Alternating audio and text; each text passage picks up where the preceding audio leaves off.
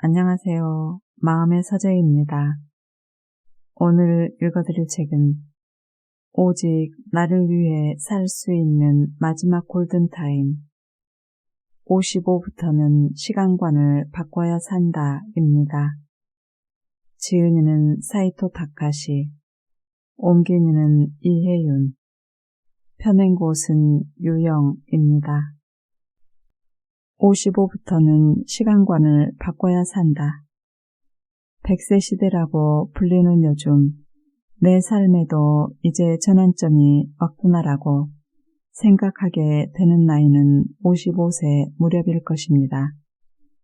40대 중반까지만 해도 아직 30대 때 기가 남아있기 때문에 체력과 기력의 부족함이 없지만 그 시기가 지나면 점점 에너지가 사라지는 것을 느끼게 됩니다.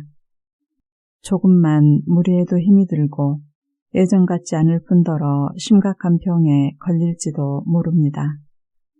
이러한 건강에 관한 것들 외에도 55세가 되면 사회적 입지에서도 변화가 생깁니다. 늘 상사의 지시만 따르다가 자유시간이 늘어나게 되면 오히려 지루함을 느낄 수도 있습니다. 자유시간을 어떻게 보내야 삶이 풍족해질까? 이것이 이 책의 주제입니다. 50대 이후에는 더 이상 남의 눈치를 볼 필요가 없는 나만을 위한 시간이 펼쳐집니다. 앞으로 결코 짧지 않은 이 시간을 어떻게 보내야 좋을지 이 책을 읽고 생각해 보시면 좋을 것 같습니다. 그럼 본문 리딩을 시작하겠습니다. 55세를 논어에 대입해보면 이 책의 주제인 55세부터의 시간 관리에 대해서는 다음 장 이후에 구체적으로 설명하기로 하고 이 장에서는 인생에서 55세란 어떤 나이인지 생각해 보도록 하자. 그에 앞서 참고하고 싶은 것이 바로 논어 유정편에 나오는 다음 구절이다. 자왈 50요 이지우학 31잇 42 불옥 52 지천명 62 이순 72 종심소욕 불유구. 공자가 말하기를 나는 15에 학문의 뜻을 두었고 30에는 자립을 했다. 40에는 헤매지 않게 되었고 50에는 천명을 깨달았다. 60에는 귀가 순해졌으며 70에는 마음 가는 대로 자유롭게 살아도 법도에 어긋나지 않았다. 40을 불옥으로 50을 지천명으로 부르는 것은 일상적으로 흔히 접할 수 있을 정도로 논어 중에서 가장 유명한 구절이다. 이 구절에는 사람이 성숙해져가는 과정이 훌륭하게 표현되어 있다. 이 구분법에 맞추어 생각해보자면 55세란 천명을 아는 50세를 살짝 넘어서 귀가 순해지는 60세로 향하는 시기에 해당한다. 나는 55세가 될 때 천명을 깨닫고 귀가 순해지며 마음 가는 대로 자유롭게 살아도 법도에 어긋나지 않는 세 가지 모두를 목표로 삼아 보기를 제안하고 싶다. 먼저 천명을 안다란 자신이 이 세상에 가지고 태어난 사명이 무엇인지를 아는 것을 말한다. 천명이라고 하니 왠지 거창해 보이지만 그 사명이 공적이든 사적이든 혹은 크든 작든 상관없다. 유명한 가요에는 너를 만나기 위해 이 세상에 태어났어 라는 가사가 흔한데 이처럼 연애 같은 개인사가 천명이어도 괜찮다. 그렇게 생각할 만한 사람과 만났다면 그것만으로 천명을 알았다고 해도 되는 셈이다. 물론 조금 더 사회적인 측면에서 자신에게 주어진 임무를 천명으로 여기는 사람도 있다. 위대한 업적을 남겼다거나 한 회사의 사장이 되는 등 거창한 일이 아니라도 업무상 중요한 프로젝트에서 자신이 일부라도 참여했다고 할 만하다면 그것으로 천명을 알았다고 할 수 있다. 하늘이라는 개념을 중요하게 생각한 대표적인 사람으로는 에도막부를 토벌하고 메이지 유신을 성공으로 이끈 정치가 사이고 다카모리가 있다. 그는 다음과 같은 말을 남겼다. 사람을 상대하지 말고 하늘을 상대하라. 하늘을 상대로 삼아 최선을 다하고 남을 책망하기보다는 자신의 부족함을 반성하라. 이는 좁디 좁은 인간 세상에 집착하지 말고 광활한 하늘을 상대하라는 뜻이다. 하늘을 상대하면 주변 사람들 눈치를 덜 보게 되고 자기 스스로 납득할 만한 삶을 살 수 있다. 공자도 지하 자기 천호, 즉 나를 알아주는 이는 오직 저 하늘이다라고 했다. 하늘이 자신을 지켜봐주고 있다고 생각하면 자만하거나 자책하는데 그다지 신경을 쏟지 않아도 된다는 뜻이다. 더는 우물쭈물할 나이가 아니다. 내가 55세가 되어 어떤 변화를 느꼈는지 짚고 넘어가겠다. 바로 윗사람과의 인간 관계다. 사실 나는 40대까지 광연회 같은 곳에서 불특정 다수의 사람들을 대상으로 말할 때 상당히 많은 주의를 기울여야 했다. 청중 중에는 젊은 사람도 있지만 60대나 70대 어르신도 있었다. 고령자 청중이 40대인 나를 보면 아직 새파랗게 젊은 나이다. 개 중에는 자신보다 어린 사람의 이야기니 그다지 귀담아 듣지 않는 사람도 있었을지 모른다. 당시 나는 강연자로서 단상에 설 만한 근거, 즉 강연에 걸맞은 전문 지식이 나에게 있다는 사실을 가능한 한 강조하려고 노력했다. 하지만 전문 지식을 앞세우기만 하면 도리어 반발심을 살 우려도 있기 때문에 도가 지나치지 않도록 조심해야 했던 측면도 있다. 그러면서 언제나 여러모로 신경을 곤두세운 채 지내왔다. 하지만 50세를 넘어 55세가 되었을 즈음 나는 내 나이를 약점으로 생각하고 윗사람들 눈치를 보는 일이 사라졌다. 저도 이제 나이를 먹을 만큼 먹었으니 하고 싶은 말 좀 시원하게 해보겠습니다. 이런 자세를 취하게 된 것이다. 55세란 더는 자기 나이를 신경 쓸 필요가 없어지는 시기다. 자신보다 나이가 많은 60대, 70대 어르신을 존경하는 일이야 당연지사지만 그렇다고 해서 아직 나이가 어리니까 라며 우물쭈물 아무 말도 못할 나이는 아니다. 지나치게 눈치 보지 말고 어느 정도 자신감을 가지고 하고 싶은 말을 해도 된다. 어떤 내용을 전달할 때 말의 내용에 앞서 나이도 중요한 역할을 한다. 같은 말을 하더라도 30세인 사람이 말할 때, 40세인 사람이 말할 때, 그리고 50세인 사람이 말할 때 말하는 사람의 연령에 따라 듣는 사람의 기분이 각각 달라진다. 아무래도 긴 세월을 살아온 사람이 하는 말을 더 무게감 있게 받아들일 수밖에 없다. 55세는 충분히 그 무게감을 보여줄 수 있는 나이다. 그 누구와 말하든 편하고 여유로운 마음으로 대할 수 있는 시기가 찾아왔다는 사실을 만끽해도 좋다. 뭐든 배워야 젊게 산다. 한때 배웠던 일에 다시 도전해도 좋고 무언가 새롭게 시작해보는 것도 좋다. 듣자 하니 나이가 든 뒤에 춤을 배우기 시작하는 사람들이 늘고 있다고 한다.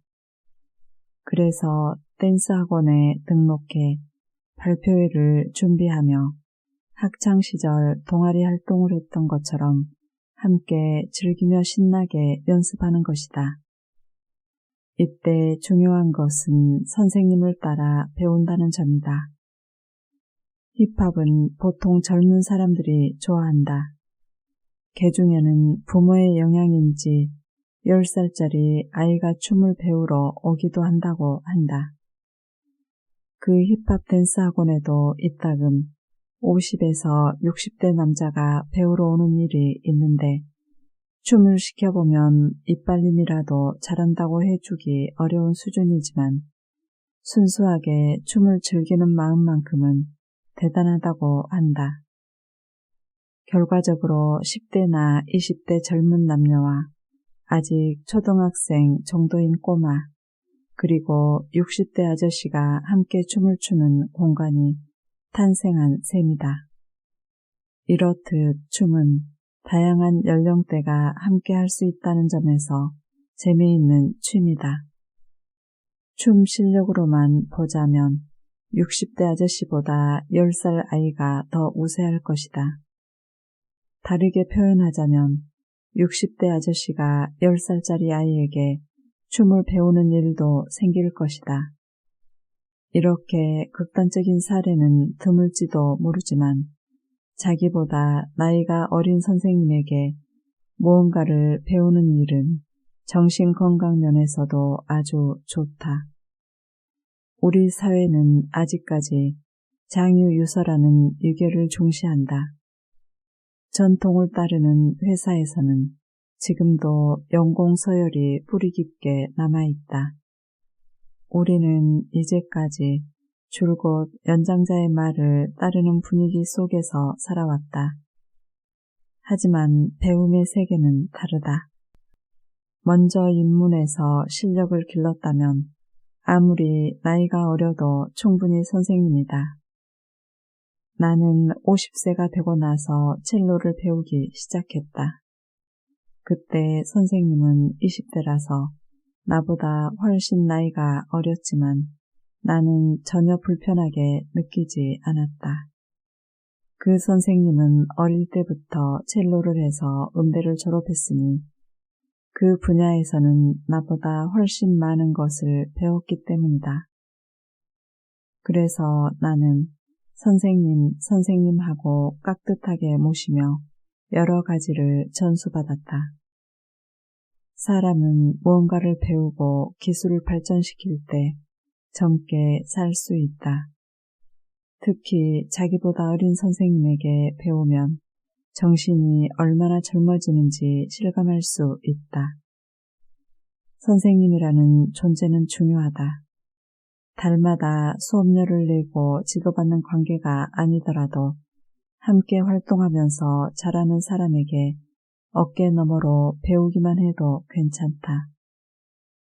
어디든 선생님이 한 명쯤은 있을 테니 선생님하고 부르며 따라보자. 앞장에서 55세의 쓸데없는 자존심은 필요 없다고 했다. 나이는 그저 숫자에 불과할 뿐이다. 앞으로 펼쳐질 시대에는 언제나 더 큰 변화가 우리를 기다리고 있을 것이다. 진정한 배움으로 세계가 넓어진다. 이 책을 읽는 사람 중에는 자식을 다 길러내고 이제부터 나 자신을 위해 시간을 써야겠다는 생각을 하자마자 부모를 부양해야 했고 정신을 차려보니 곧 60대를 코앞에 둔 사람들이 많을 것이다. 효도라도 했으니 다행이라고 자신을 타이르면서도 내 삶의 중요한 시간들이 버려졌다는 억울함을 억누르기 힘들다. 그럴 때 허탈감에 빠져 산다면 불행해지기만 할 따름이다. 한 60대 초반인 사람이 말했다. 10년 동안이나 부모를 모셨더니 어느새 훌쩍 애순이 넘어 있었다고 이제 자기 삶은 다 끝났다고 생각했던 모양이다. 그러던 어느 날 그는 다도 선생님을 만나고 나서 생각이 바뀌었다. 다도 선생님이 일본 다도를 완성한 다인 샌리큐가 만든 찻잔을 보여주었을 때 처음 보는 진짜 배기에 감동을 느낀 후로 다양한 미학과 예술 세계에 관심을 가지게 되었다. 그 선생님 덕분에 세계가 넓어졌고 앞으로 이런 세계에 깊이 파고들어 보고 싶다고 생각한 뒤부터 매일 그저 흘려보내기만 했던 삶이 단숨에 충만해졌다고 한다. 선생님이라는 존재는 이만큼 중요하다. 좋은 선생님이 한 명이라도 있다면 앞으로의 세계는 얼마든지 넓어질 수 있다.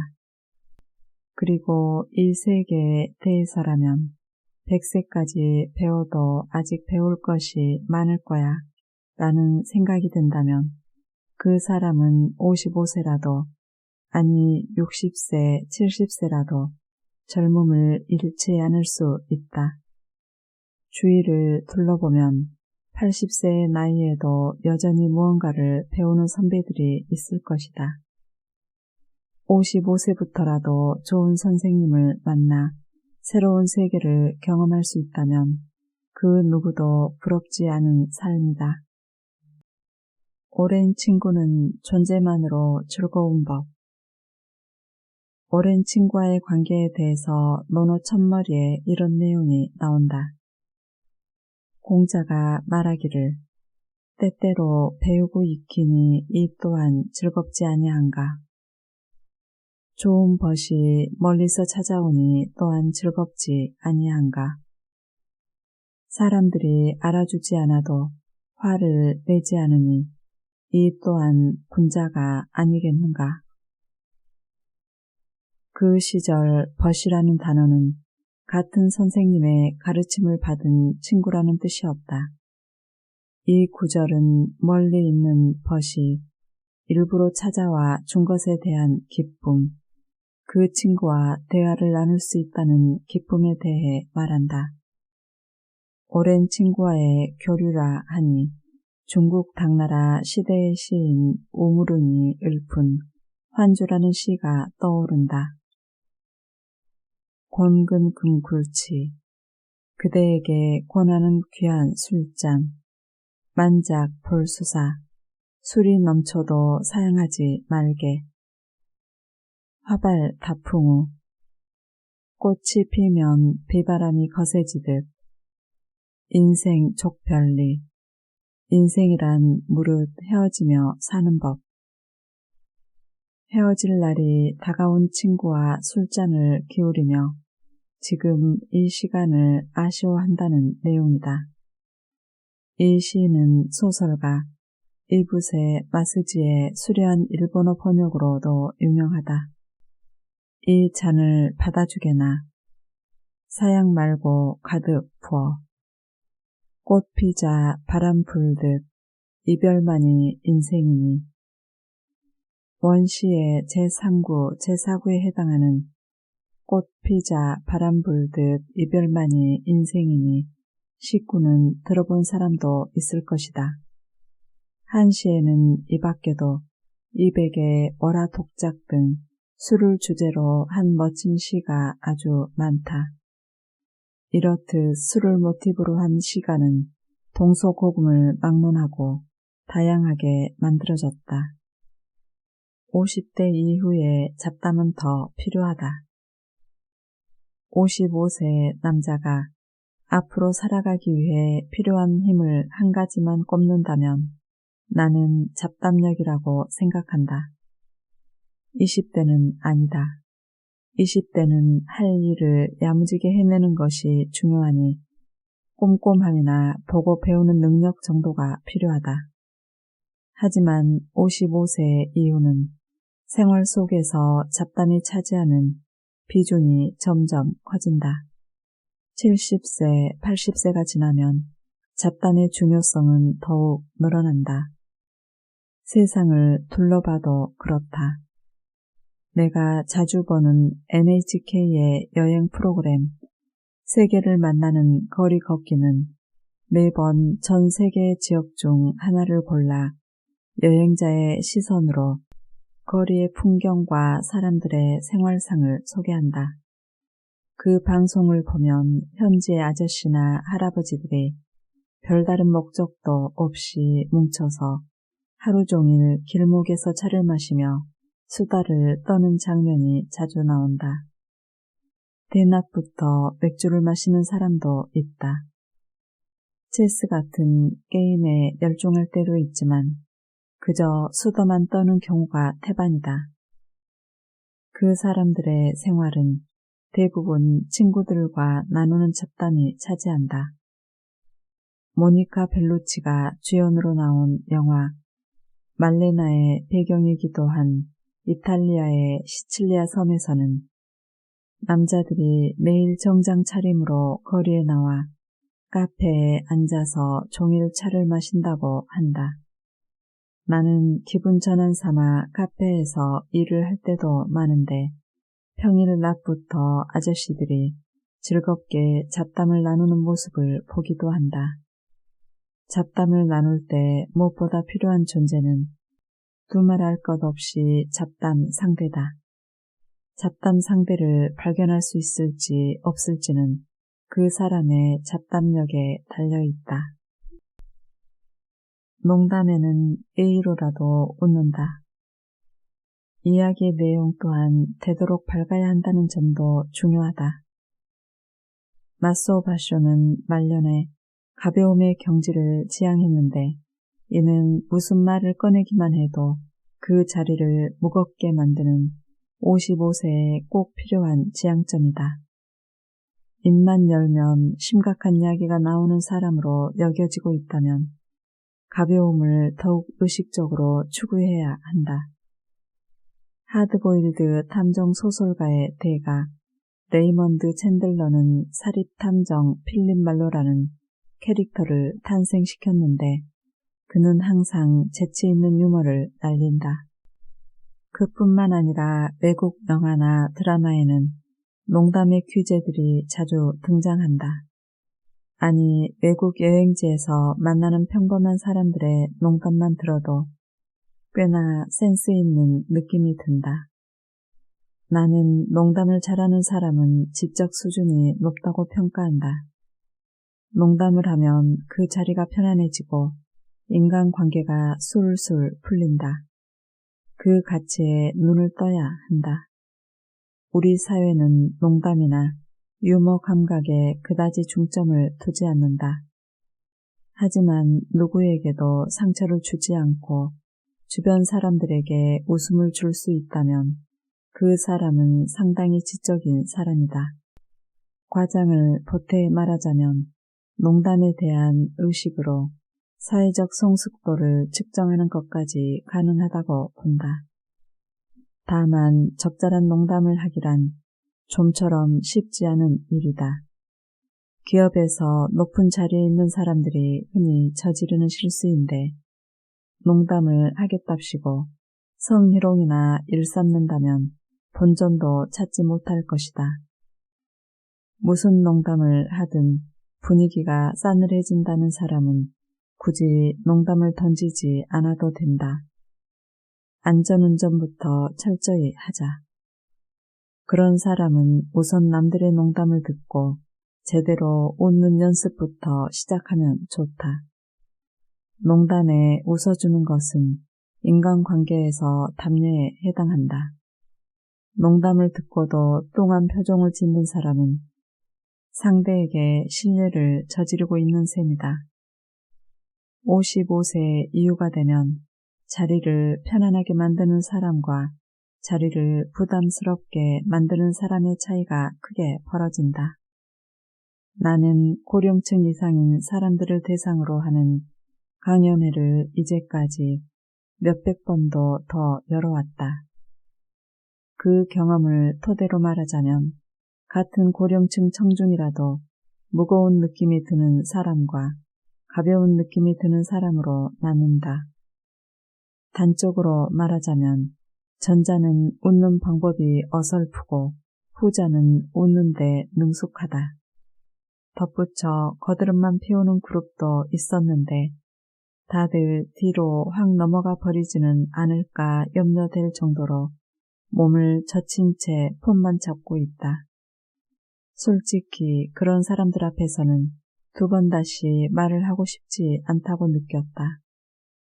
나는 예컨대 잡담력을 주제로 한 강연이라면 재미없다는 이유로 다른 사람의 농담에 웃지 않는 사람은 사회적 상식이 결여된 사람입니다 라고 딱 잘라 말한다.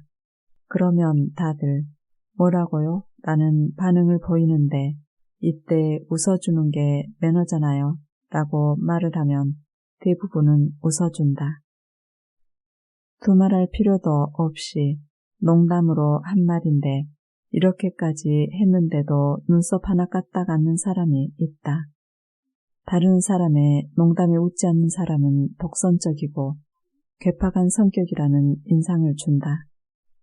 재미가 없더라도 그 자리를 편안하게 만들기 위해 예의로 웃어 넘기는 훈련을 할 필요가 있다. 덧붙여 남을 웃기는 만큼 재미있는 농담을 할 수 있게 된다면 금상첨화다. 라디오를 통해 사람들과 연결된다. 나는 침실에 들어선 뒤 스마트폰 앱을 켜서 라디오를 들으며 하루 일과를 마무리한다. 라디오 특유의 친밀하고 자유로운 분위기에 몸을 맡기면 마음이 촉촉해진다. NHK의 라디오 심야 편지 특유의 분위기가 편안하게 잠들 수 있도록 도와준다.